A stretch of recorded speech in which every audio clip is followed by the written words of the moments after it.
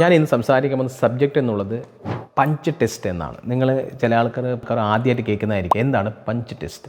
Example, ഇപ്പോൾ എല്ലാവരുടെ ഡോണറിൻ്റെ ഒരേ ക്വാളിറ്റി അല്ല. ചിലപ്പോൾ എൻ്റെ ഡോണർ നല്ലതായിരിക്കാം, അല്ലെങ്കിൽ എൻ്റെ ഡോണർ മോശമായിരിക്കും. ചില ആൾക്ക് ഡോണർ നല്ലതായിരിക്കാം. പക്ഷേ ഡോണർ ഏരിയ എന്ന് പറയുമ്പോൾ നമ്മൾ പുറമേ ഫോട്ടോയിൽ കാണുന്നത് മാത്രമല്ല, പക്ഷേ ഇൻസൈഡ് ദ സ്കിൻ ഈ ഒരു ഗ്രാഫ്റ്റിൻ്റെ ക്വാളിറ്റി ചില ആൾക്കാർക്ക് മോശം ഉണ്ടാകുന്നു. അങ്ങനത്തെ ആൾക്കാർക്ക് എന്ത് ചെയ്യാൻ പറ്റും?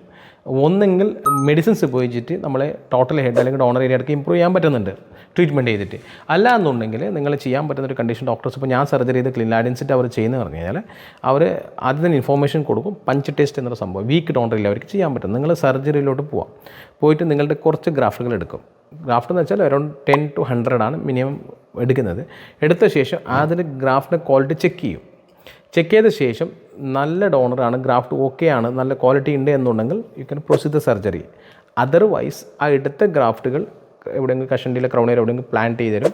നിങ്ങൾ സർജറി ചെയ്യില്ല, നിങ്ങൾ അണ്ടർ മെഡിസിൻസ് ആയിരിക്കും. പഞ്ച് ടെസ്റ്റ് എന്ന് വെച്ചാൽ ഡോണറിനെ ഫുൾ ട്രിം ചെയ്യുന്നുണ്ട്. ഇപ്പോൾ പുതിയ പ്രകാരം കുറച്ച് പോർഷൻ മാത്രം ട്രിം ചെയ്തിട്ട് കുറച്ച് ഗ്രാഫ്റ്റ് എടുത്ത് നോക്കിയ ശേഷം പ്രൊസീഡ് അങ്ങനെ ചെയ്യാറുണ്ട്. അപ്പോൾ നിങ്ങളത് ഡോക്ടേഴ്സായിട്ടും ക്ലിനിക്കായിട്ടും ചർച്ച ചെയ്യുക.